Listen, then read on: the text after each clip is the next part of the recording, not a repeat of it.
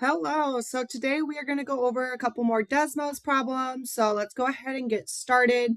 Let's look at this first one here. It says, which binomial is a factor of the trinomial 8x squared plus 2x minus 15? So first thing we're going to do, we're going to type this trinomial here into Desmos. So we typed it in just like this. Pause the video so you can type this in yourself. And then we typed in each of the possible answers as well. So to figure out which is a binomial, let's zoom in. So I'm going to get rid of each of the possible answers. So a binomial is going to go through this trinomial. So this is what it looks like at the x-axis. So the line has to go through either this point or this point right here where it crosses at the x. So let's take a look. We'll start with the bottom one here, which this line's way down here. The x minus 15. So that one's not it. Let's look at the next one, 4x plus 5. Again, it doesn't cross at the x-axis, so that one's not it. 2x minus 5. Again, it doesn't cross at the x-axis. And 4x minus 5, we see here it does. It crosses with the trinomial at the x-axis. So that one would be the correct answer when trying to figure out what is a binomial factor of the trinomial. So again, it's this one because it crosses at the x-axis. Let's take a look at the next problem here. The area of a rectangle garden can be represented by the trinomial 4x squared plus 11x minus 3. Find the dimensions of the garden. So again, we're going to type in the trinomial into Desmos and all the four possible answers. Pause the video so you can practice typing this in yourself. Once we get them all typed in, we're just going to unclick these so we can see one at a time.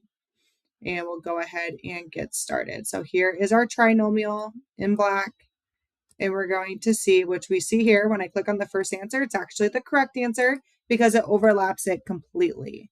So you see here, overlaps it completely, and these other ones don't. So whichever one overlaps completely is going to be the correct answer for this one. So this is just another way to use Desmos to either double check your work or find the answer yourself. Let's take a look at 3 here.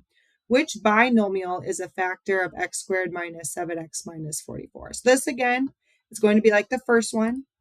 So let's go to this next one here. So again, it's like the first one where we're looking to see which line crosses through the x-axis. So at these points here, which of these lines is going to cross through it? So let's go ahead and check.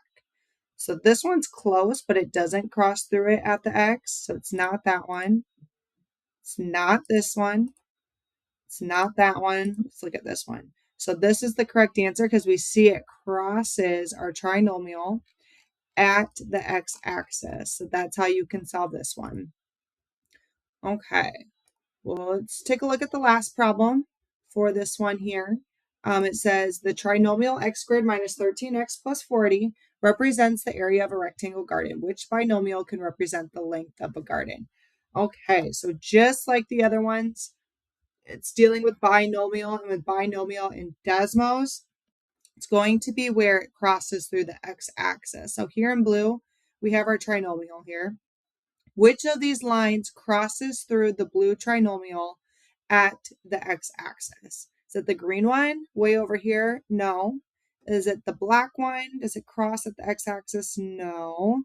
The red one's way over here, so that's not it. But if we look at the purple, it crosses through at the x-axis right here. So the answer is the x minus 8, the purple one.